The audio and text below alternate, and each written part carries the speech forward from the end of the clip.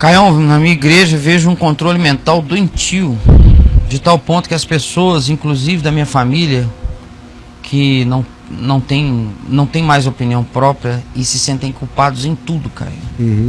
Eu já tentei esclarecer de várias maneiras que as coisas não são desse jeito, mas não adianta. Vejo que essas coisas trazem um bloqueio mental horrível para eles aqui. O que eu faço para libertar minha família dessa coisa terrível, Caio? A gente não tem esse poder, né? Nenhum de nós tem, né? Claro. Se a gente tivesse, meu Deus, quem me dera ter esse poder de sair dizendo: acorda. Estalando dedos. Acorda. Porque só quem tem esse poder é Aslan, meu irmão. Porque tá todo mundo virou pedra no mundo do leão, da feiticeira e do guarda-roupa lá em Nárnia.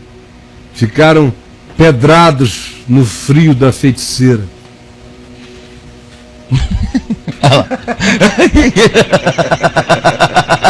Não, tem que fechar no jovem aqui, olha a cara aí dele. Aí vem o Aslan, o leão de Judá, a raiz de Davi, sopra.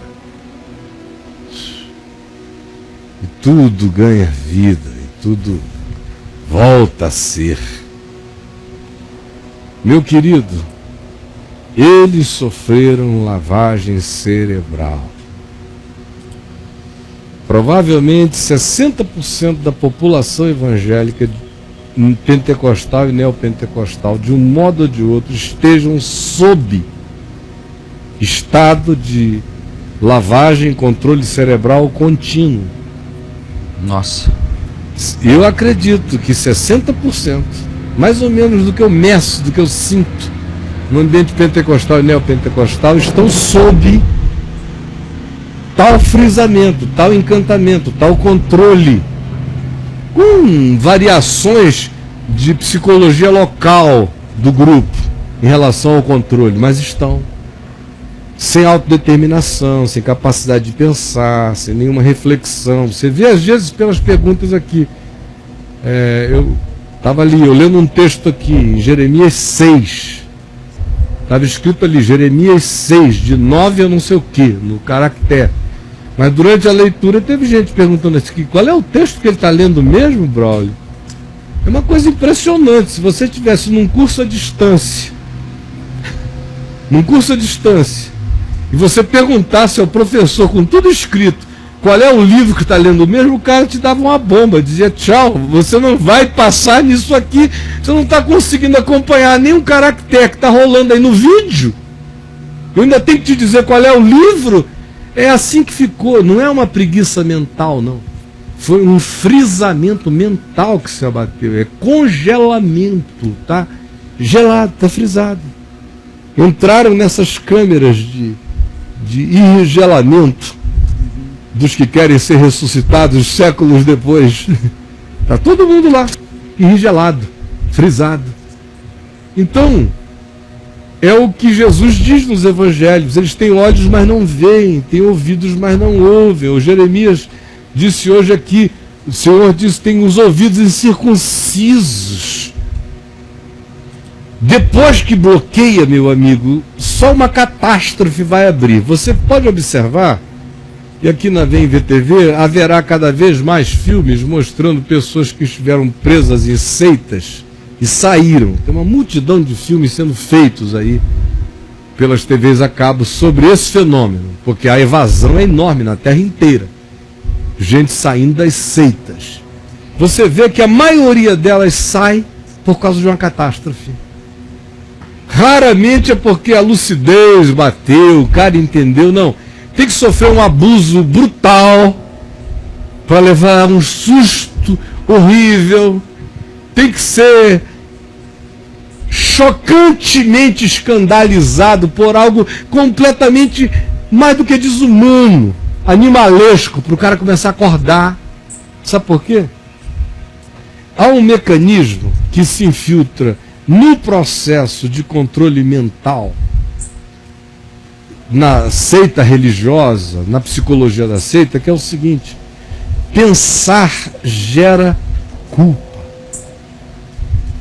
Por isso é que a primeira coisa que se faz Exagera. numa seita é anular a capacidade da autodeterminação reflexiva. Só pode obedecer. Você tem que obedecer. Se você pensar, você é rebelde.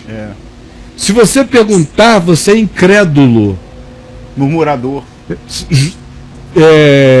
Tomé, discípulo de Jesus, é quase um Judas no ambiente religioso.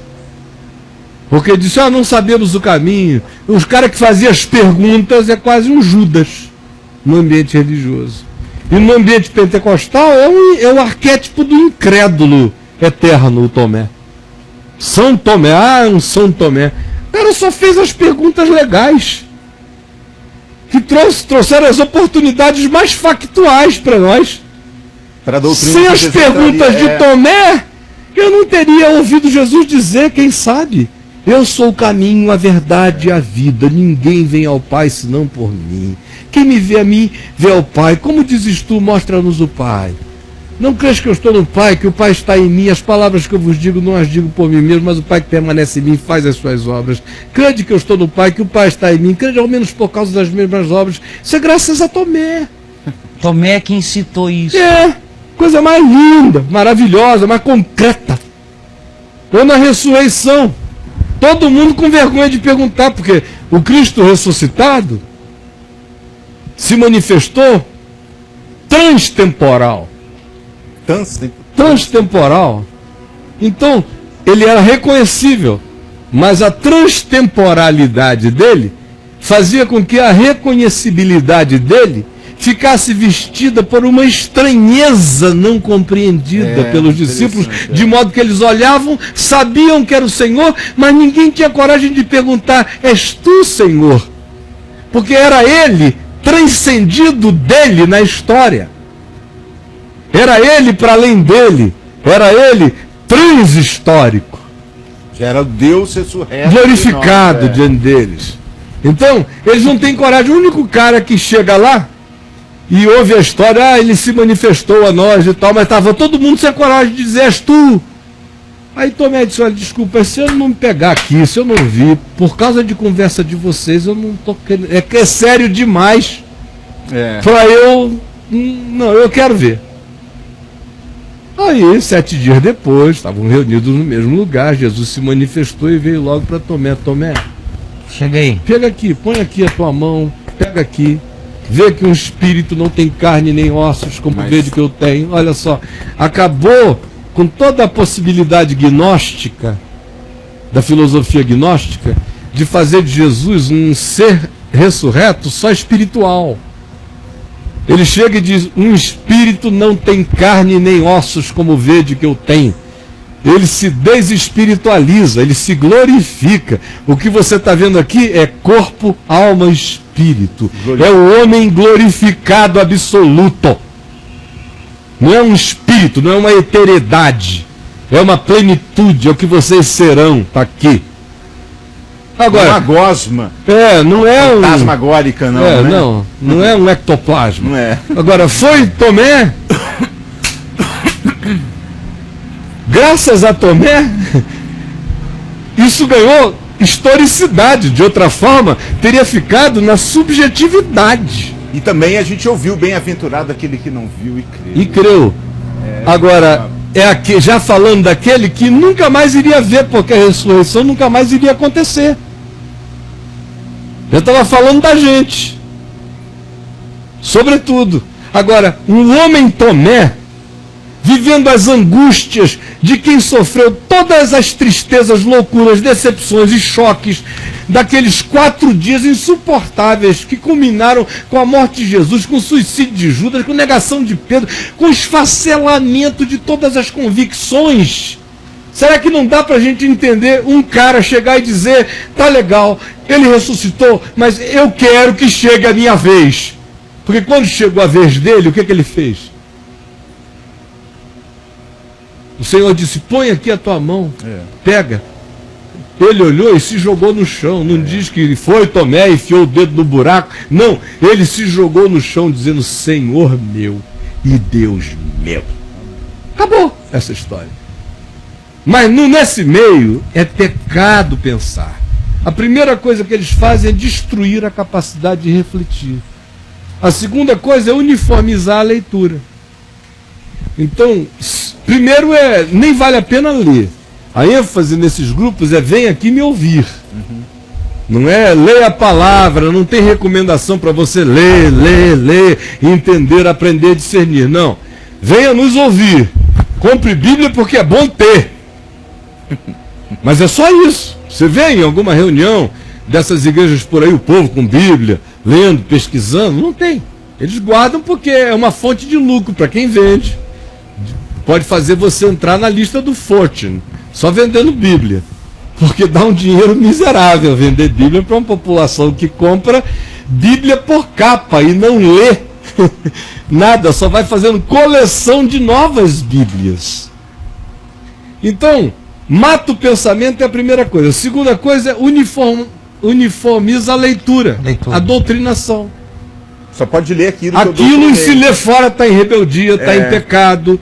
Se pesquisar qualquer outra coisa, se vulgar por conta própria, está perdido. Até na internet só pode frequentar o site daquele grupo. Não qualquer uma opinião divergente é perigosa, pode te desviar da fé. Aí começam a criar esse medo, esse pânico, você vai se perder. Cuidado com a universidade, cuidado com a escola, cuidado com os estudos. Cuidado com esse cara, ele fala difícil, ele pensa, ele tem umas ideias, não... Delirou, viajou, não está pregando a nossa doutrina herege. Aí você vai aprendendo a olhar para as pessoas assim, a dividir o mundo nesse simplismo. Sem pensar, você está virando um ente absolutamente formatado. Isso é uma formatação. O seu hard disk vai ser todo formatado e o software que vai rodar é o daquele grupo, daquela seita. Você vai ver, enxergar, sentir, namorar, interpretar, tudo a partir daquele olhar. E se não for por aquele olhar, você está em rebeldia e pecando contra Deus. Ora, depois de alguns meses ou alguns poucos anos, a cabeça do indivíduo está toda modificada. E imagina os que cresceram em tal ambiente. E que nunca foram expostos a nada, porque tudo fora daquilo ali era mundo, era pecado, era diabo. Aí, meu amigo, eu fico com muita pena, porque a fragilidade na qual essas pessoas ficam, o desguarnecimento, a falta de autoproteção, a capacidade de serem ludibriadas, o emburrecimento é tão patológico, que já vai virando hoje em dia quase patogênico. Porque são patologias já tão antigas que eu vou vendo as novas gerações já nascerem nesse processo, já vai virando quase que uma patogenia o que se está fazendo, porque de geração em geração vai piorando a doença do enclausuramento mental e do controle sobre o qual as pessoas vão vivendo e existindo. Então, meu querido, isso que eu disse serve para vocês, serve para o mundo inteiro. E poderia ser veiculado no ambiente islâmico, por exemplo, e um monte de gente ia vestir a carapuça, porque o processo é idêntico em todos os lugares aonde se quer controlar mentes humanas. Até no processo político. O que o comunismo fez há 100 anos atrás? Se não isso também. Pegou um livro. O que você fez? Pegou um livro, adotou, O Capital. Tem um profeta, Karl Marx. Ou na China, o Mao Tse-tung. O que o Mao Tse-tung fez, por exemplo? Na Rússia, os bolcheviques e depois o marxismo-leninismo que veio com a revolução, a segunda virada, implantou aquela lei da ditadura, vamos queimar todos os livros, tirar tudo, refazer a civilização. Na China a mesma coisa, revolução cultural. Queimar todo o saber, refazer a civilização a partir de nós. O cara vira o Adão do grupo. O mundo começa ali. E fora dali, todo mundo é macaco, símio, neandertal, é gente que vive fora do Éden da gente. E fica então todo esse povinho aí andando. Eita. Perdidos. E no dia que não aguentam e por uma calamidade saem, Fica sem saber o que... Aí, essa coisa, uma síndrome do pânico, que o cara não sabe pra onde vai. Aí fica louco. É um medo horroroso. Gente, o Evangelho, vocês não conseguem entender que Deus não pode ser assim? Será que não dá para perceber? Que não é possível que alguém ame a Deus e fique assim. Não é possível que o Salvador faça tanto mal assim à cabeça humana. Não é possível que vocês não entendam que não é Deus, que não é Jesus, que não é Evangelho, que é só loucura de homens para com homens, e vocês são servos de homens. Como eu li ontem aqui em Isaías 25, Senhor, nós temos muitos senhores. É o que você tem que admitir, que a sua mente ficou entregue a muitos senhores. E só tem que haver um Senhor, um só pastor. A única maneira é você vir para o Evangelho, reler a palavra, como Jesus como centro de tudo. Leia, tendo o Jesus como a chave, a pedra, a rocha, ele é a referência de tudo. O que for parecido com ele fica, o que não for, deixa para lá. Não te serve.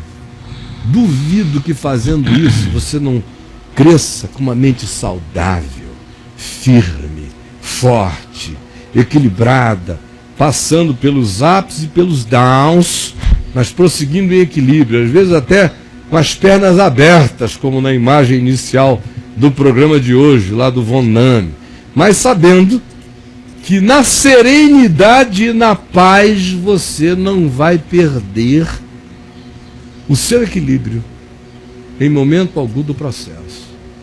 Agora, para que isso aconteça, a gente tem que fazer uma entrega simples apenas ao Evangelho e ter a coragem de dizer: Deus, o que eles chamam de pecado, eu pecarei contigo. O que eles chamam de pecado, que é a minha obediência exclusiva ao Evangelho, eu quero pecar esse pecado sem cura até o fim da minha vida. Pecar por obediência exclusiva ao Evangelho. Que eu peque contra o que os homens chamam de igreja, mas que eu não peque contra o que tu chamas de Evangelho. Então, os homens que se virem com as incompreensões deles a meu respeito, o que me interessa é que o Pai diga: eis aí o meu filho amado, em quem eu tenho tanto prazer. O que me interessa é que na estrada eu aprenda a caminhar com serenidade e com paz, sem pânico. Porque se o Evangelho não fizer isso por mim, de que me serve o Evangelho? Que boa nova é essa? Que graça é essa? Que Deus é esse? Que vida é essa? Se não produz o que prometeu que produziria, é balela, é mentira. Se o Evangelho é verdade, ele tem que produzir saúde mental. Sim. Se o Evangelho é verdade, ele tem que produzir equilíbrio emocional. Se o Evangelho é verdade em mim, ele tem que produzir perseverança. Se o Evangelho é verdade para o meu ser, ele tem que produzir caráter. Se o Evangelho é de fato o que eu digo que o Evangelho é, ele tem que ser o ângulo absoluto pelo qual eu interpreto a vida. E se não for assim, das duas uma: ou o Evangelho não é verdade, se eu tenha me entregado sinceramente à obediência dele, não à obediência das doutrinas dos homens, mas do Evangelho puro e simples de Jesus. Se ele não realizar isso, tendo eu obedecido à simplicidade dele, se ele não realizar todo o bem prometido, ele é mentira. É simples assim.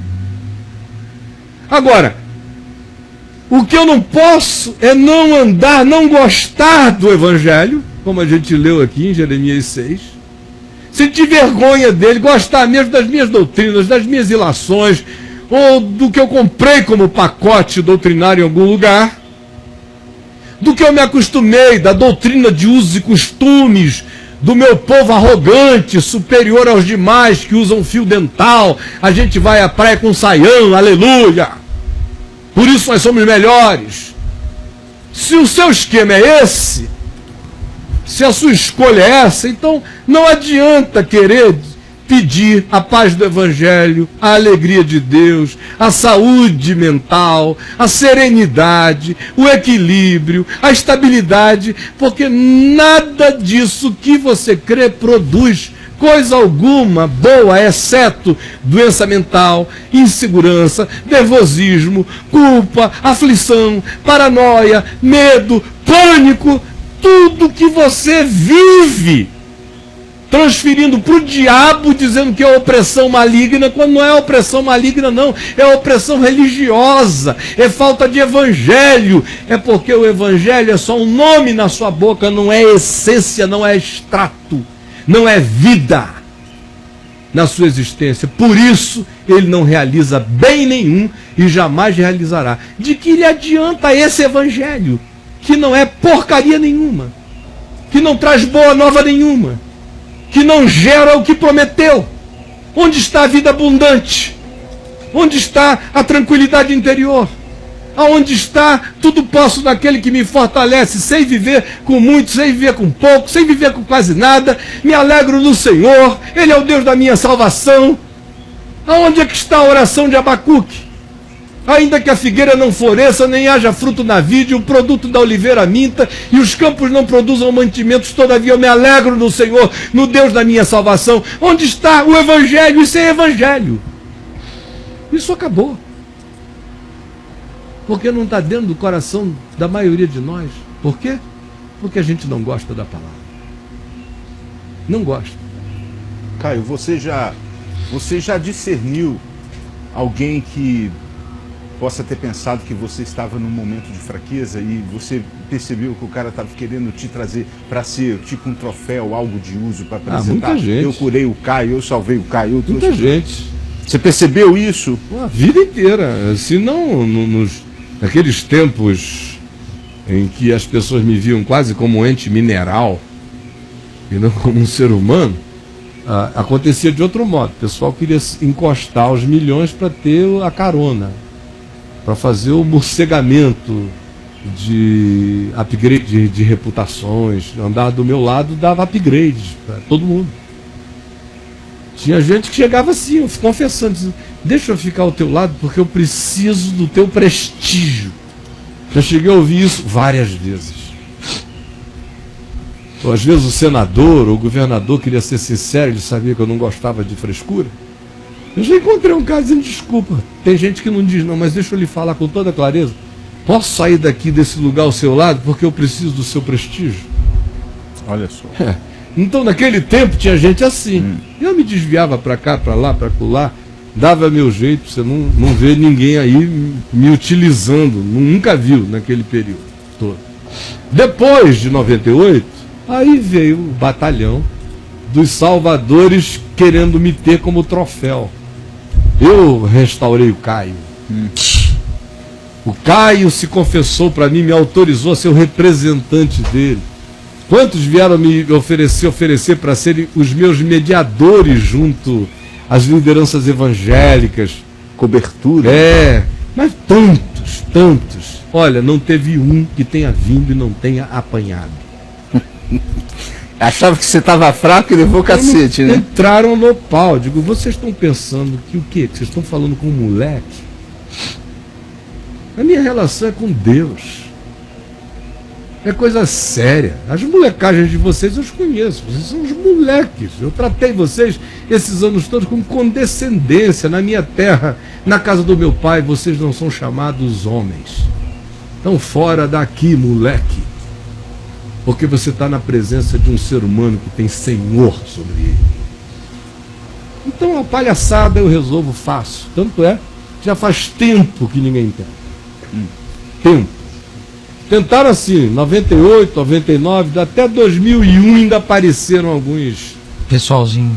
Querendo colocar você sobre a cobertura querendo, deles, né? Querendo tirar essa onda salvadora. Nós devolvemos, eu devolvi o Caio à igreja evangélica. Eu o restaurei para o processo histórico evangélico. Esse era o desejo. Você sabe, tem gente aqui me assistindo a 3x2 que sabe que tentou e sabe mais, apanhou na cara, foi ou não foi? Não apanhou na cara? Não com a minha mão, mas com a minha palavra, que é pior do que a minha mão. que entra lá nos teus bagos espirituais e aperta e diz: vira homem, que você está falando com um, rapaz. O tempo acabou.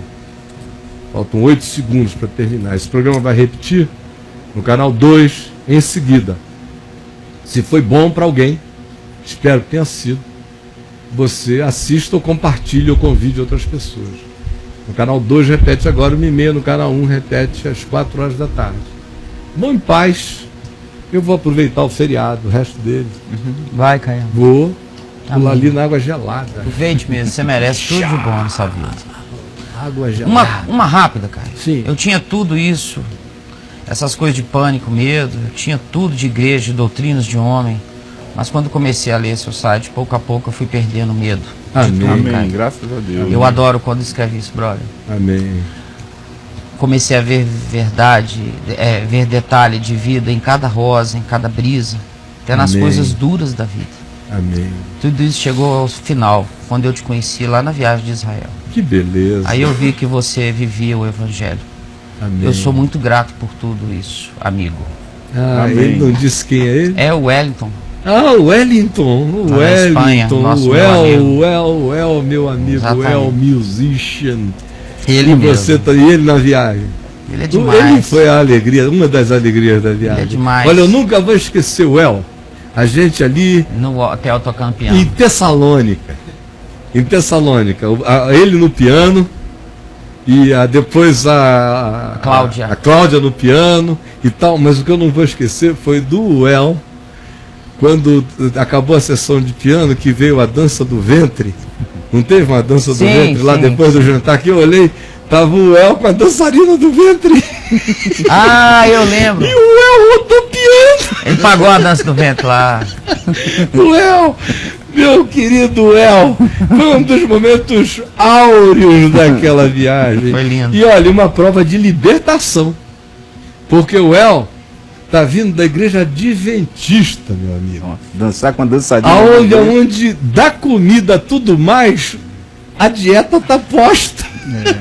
Dança do ventre nem pensar. Foi libertador e foi lindo ver você ali, meu querido. E obrigado pelos perfuminhos que você me mandou, cheirosos. A loção eu continuo a usar. Os perfumes já acabaram. Um beijo para você.